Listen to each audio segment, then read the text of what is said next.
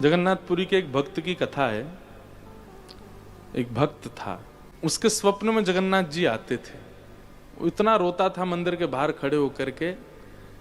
तो ठाकुर जी बोले, तू क्यों रोता है? बोले, आप बस मेरे साथ रहो, मुझे और कुछ नहीं चाहिए, और इस बात का मुझे अनुभव होना चाहिए कि आप मेरे साथ हो। तो भगवान जगन्नाथ जी ने उसको कहा, मैं तेरे साथ हमेशा हूं, और इसका अनुभव तुझे जब करना हो समुद्र की बालू में चलना, और थोड़ी दूर चलने के बाद फिर पीछे देखना, 2 पैरों के निशान तेरे होंगे और तेरे बगल में 2 पैर के निशान मेरे होंगे। उससे तुझे पता चल जाएगा मैं तेरे साथ हूं।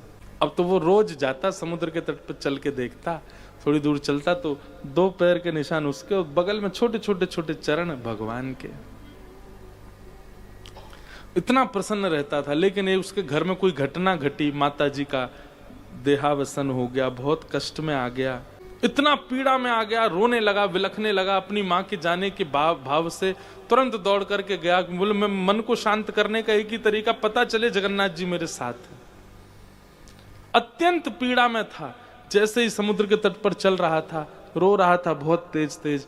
पीछे मुड़ करके उसने देखा तो 2 ही पैरों के चिन्ह थे। जगन्नाथ मंदिर के बाहर जाकर बोला, मैं समझ गया, मेरी माँ का देहावसन इसलिए हुआ क्योंकि आप मुझे छोड़ के चले गए हो।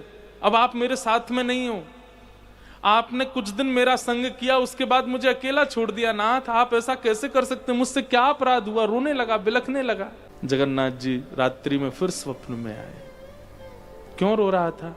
बोले, नाथ, आप मेरे साथ थे हमेशा, और आज आप मेरे साथ नहीं थे। मैंने जाके देखा 2 ही चरण चिन्ह थे, और आज ही मेरी माँ का भगवत धाम गमन हो गया। इसका मतलब आपने मुझे त्याग दिया ना? मुझसे कोई अपराध हुआ है? भगवान बोले, नहीं। तो फिर आज आपके चरण चिन्ह क्यों नहीं थे?